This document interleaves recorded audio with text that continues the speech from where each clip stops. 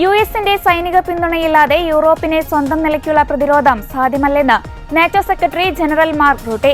ഇനി യൂറോപ്പിനെ അങ്ങനെ ചെയ്യണമെങ്കിൽ സൈനിക ആവശ്യങ്ങൾക്കായി ഇപ്പോൾ മാറ്റിവെച്ചിരിക്കുന്നതിന്റെ ഇരട്ടി തുക ചെലവഴിക്കേണ്ടി വരുമെന്നും അദ്ദേഹം കൂട്ടിച്ചേർത്തു.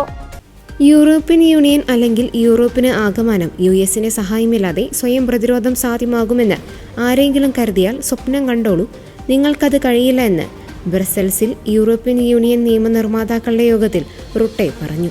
യൂറോപ്പും യുഎസും പരസ്പരം ആവശ്യമുള്ളവരാണെന്നും അദ്ദേഹം കൂട്ടിച്ചേർത്തു.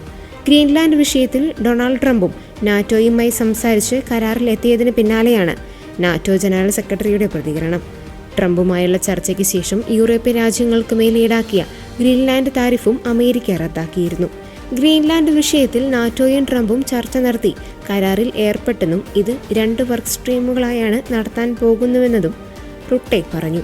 ആദ്യത്തെ സ്ട്രീമിൽ നാറ്റോയെ മുന്നിൽ നിർത്തിക്കൊണ്ട് ആർട്ടിക് മേഖല സംരക്ഷിക്കുന്നതിൽ ശക്തി കേന്ദ്രീകരിക്കും.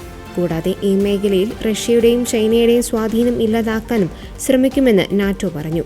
രണ്ടാമത്തെ work stream Denmark, Greenland, US എന്നിവയ്ക്കിടയിലാണെന്നും അത് ചർച്ച ചെയ്യേണ്ടത് അവരുടെ ഉത്തരവാദിത്തമാണെന്നും റൂട്ടെ വ്യക്തമാക്കി. ഗ്രീൻലാൻഡിനെ ചൊല്ലി യുഎസും യൂറോപ്യൻ യൂണിയനും തമ്മിലുള്ള സംഘർഷങ്ങൾ ലഘൂകരിക്കുന്നതിനാണ് യുഎസ് പ്രസിഡന്റ് ഡൊണാൾഡ് ട്രംപുമായുള്ള 2 വർക്ക് സ്ട്രീമുകൾക്ക് സമ്മതിച്ചെന്നും മാർക്ക് റൂട്ടെ പറഞ്ഞു.